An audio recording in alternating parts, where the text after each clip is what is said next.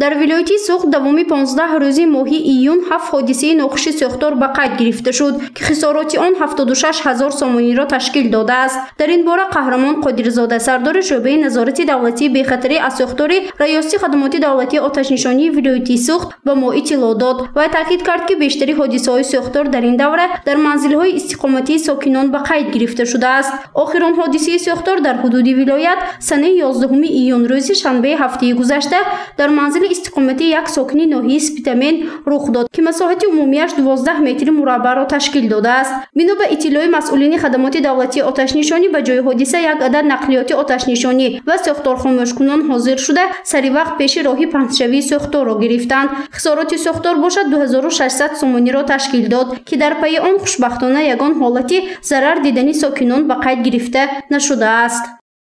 در نتیجه سوختار بیش از 2,700,000 مال و ملکی شهروندان جمعیتی و خصوصی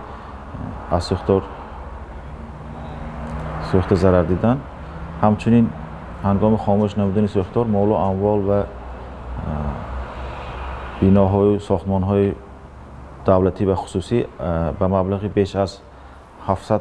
میلیون سامانی ایمنی نگاه داشته است. تأکید گردید که دوامی 5 ماه و 15 روزی ماهی ایونی سال جاری در حدود ولایت همگی 134 حادثه های ناخوش ساختار به قید گرفته شده است که این رقم در مقایسه به همین دوره سال گذشته 72 عدد کم می باشد. هنگام بردن کارهای محاربه‌ای و خاموش نمودن علنگه آتش از طرف کارمندان خدمات دولتی آتش نشانی 24 نفر شهروندان از کمی آتش نجات داده شدند، اما در این دوره در نتیجه ساختار 1 نفر فوت دیده است که از ساکن ناحیه جبار رسولوف نام برده می شود. حادثه‌های ناخوش ساختار باشد در این دوره بیشتر در شهر و ناحیه‌های باباجان غفوروف، پنجکند و جبار رسولوف به قید گرفته شده است. از شماره عمومی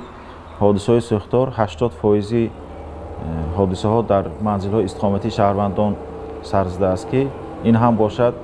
سبب‌های اساسی این هم باشد به احتیاطی نسبتی آتش، نادرست وصل گذراندن و استفاده بری ناقل‌های برقی میباشد. چند روز پیشتر در ولایت سوخت عملیات مخصوصی گذراندن کارهای فهماندهی در بازار و مرکزهای سودا و واخوری با صاحبکاران جنببست گردید. از طرف کارمندان ریاستی خدمات دولتی آتش‌نشانی ولایت سوخت دوامی 10 روز با تأسیس گروه کاری وضع بی‌خطری از سوختار در بازارها، مرکزهای کلانی سودا و انشاءات‌های زیرتابه ریاستی اتفاق تاجیک مطلوبات در شهر و ناحیه‌های ولایت جهت عملی‌سازی کارهای پروفیلاکتیکی آتش‌نشانی و پیشگیری حادثه‌های ناخوش سوختار گذرانیده شد. هنگام گذراندن سنجش‌های بی‌خطری از سوختار از طرف مهندسان و ناظران نظارتی دولتی بی‌خطری از سوختار شهر و ناحیه‌های ولایت و راهبران بازارها و مرکزهای کلان سودای ولایت سوخت امرنامه‌های مفصل عاید کمبودی و نارسایی آشکار گردیده با مهلت معین سپاریده شده با 15473 نفر صاحبکاران، فروشندگان و کارمندان انشاءات‌های مذکور دستور صحبت‌ها عاید رعایت قاعده‌های نظارت دولتی بی‌خطری از سوختار گذرانیده شد.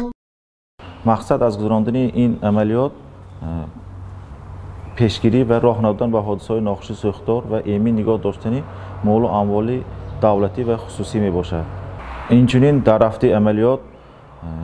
در بازارهای کلان ولایت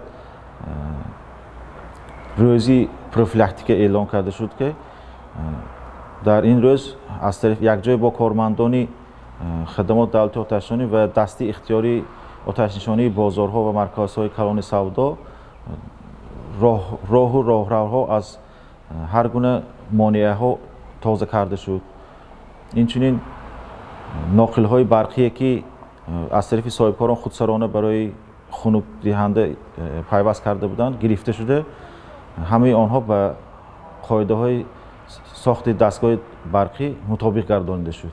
دوامی 5 ماه سال جاری در نتیجه گذراندن سنجش‌های بی‌خطری از ساختار برای ویران نمودن و اجرا نکردن قاعده‌های نظارت دولتی بی‌خطری از ساختار در اساس ماده 473 کدکس حقوق ویرانکنی ماموری جمهوری تاجیکستان 102 عدد پروتکل‌های حقوق ویرانکنی ماموری با مبلغ 65812 سامانی ترتیب داده شد. باید قید کرد که هنگام سنجش فعالیت کاری 3 عدد بازارها، 13 عدد مرکزهای کلانی سودا، 5 عدد نقطه‌های سودا، مغازه‌ها، دکان‌ها و 2 عدد حجره панҷараҳои алоҳида муваққатан боз дошта, истифодабарии 26 адад зарфҳои гази моеъ, 204 адад нуқтаҳои носози қувваи барқӣ ва 54 метр ноқилҳои барқии ҳавоӣ ки хавфи сар задани сӯхторро таҳдид мекард, қатъ гардонида шуд.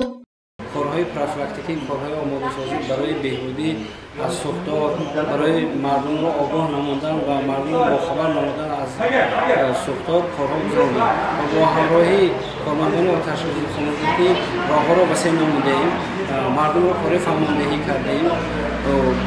تجهیزات‌های متپامپی که 1600 آن را از دیگر تعمیر نموده آماده نمودیم، حوضه‌ای که بود حوض‌ها را با از دیگر کارها تعمیر نموده با آب پر نمودیم و راه‌ها را وسیع که صاحبکاران مال‌هایی که زیاد آنها را از رسته‌ها گرفتیم، رسته‌ها را وسیع نمودیم و این چین در داخل بازار باز برای باغ خوبتر و برای نعسرشان برای مشاهده‌ای زیادتر تجهیزات نمودیم. иттилоъ дода шуд ки дар ҳудуди вилояти Сӯғд 48 адад бозорҳо ва 63 адад марказҳои калони савдо мавҷуд аст ки аз он 12 адад бозорҳо ва 2 адад марказҳои калони савдоӣ тобеи раёсии иттифоқи тоҷик матлубот мебошад. гузориши Фарзона Шамсиева, Наимҷон Аюбов барои барномаи иттилоотии Хабар.